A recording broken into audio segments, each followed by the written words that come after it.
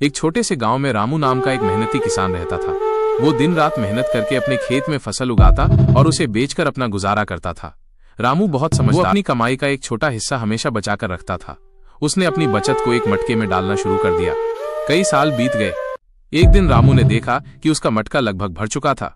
उसके पास अब अच्छी खासी रकम जमा हो गई थी, लेकिन वो मटके में रखी थी, जिससे न तो वो बढ़ रही थी और न ही उसका कोई फायदा हो रहा था।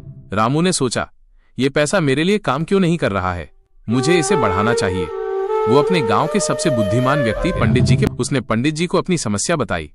पंडित जी मुस्कुराए और बोले, रामू, तुमने अपनी बचत करके पहला और सबसे जरूरी कदम उठा लिया है।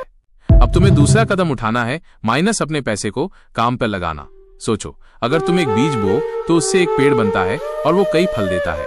पैसा भी ऐसा ही है, अगर तुम उसे सही जगह बोओगे तो वो कई गुना होकर वापस आएगा। पंडित जी ने रामू को 3 रास्ते बताए। पहला रास्ता, बीज बोना, शेयर बाजार। पंडित जी ने कहा, रामू, शहर में बड़ी बड़ी कंपनियां हैं जो कपड़े बनाती हैं, ट्रैक्टर बनाती हैं या अनाज बेचती हैं। तुम उन कंपनियों के छोटे से हिस्से खरीद सकते हो, जिन्हें शेयर कहते हैं। जब उन कंपनियों को ज्यादा फायदा होगा तो तुम्हारा हिस्सा भी बढ़ेगा। ये ऐसा है जैसे तुम एक छोटा बीज बो रहे हो और अगर कंपनी का पेड़ फला फूला तो तुम्हें भी उसका फल मिलेगा। रामू को ये बात समझ में आई, लेकिन उसे लगा कि इसमें थोड़ा जोखिम हो सकता है। दूसरा रास्ता, बाग में माली रखना, म्यूचुअल फंड। पंडित जी ने आगे कहा, अगर तुम्हें खुद से बीज बोने का डर है तो तुम एक माली रख सकते हो। शहर में कुछ जानकार लोग फंड मैनेजर हैं जो कई लोगों के पैसे इकट्ठा करके उन्हें अलग अलग तरह के बीजों, शेयरों में लगाते हैं। म्यूचुअल फंड कहते हैं। इसमें तुम्हारा जोखिम कम हो जाता है, क्योंकि एक माली सारे बाग का ध्यान रखता है। अगर एक पौधा खराब भी हो जाए तो बाकी पौधे तुम्हें फल देंगे। रामू को यह तरीका ज्यादा सुरक्षित लगा।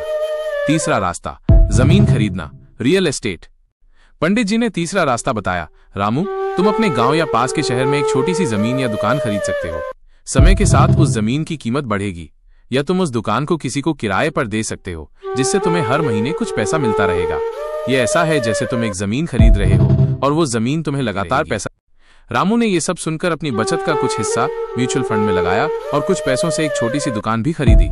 कुछ सालों बाद रामू ने देखा कि जो पैसा उसने निवेश किया था वो कई गुना बढ़ गया है। म्यूचुअल फंड से उसे अच्छा और उसकी दुकान से उसे हर महीने किराया आने लगा। रामू अब सिर्फ किसान नहीं था, बल्कि एक निवेशक, इन्वेस्टर भी बन गया था।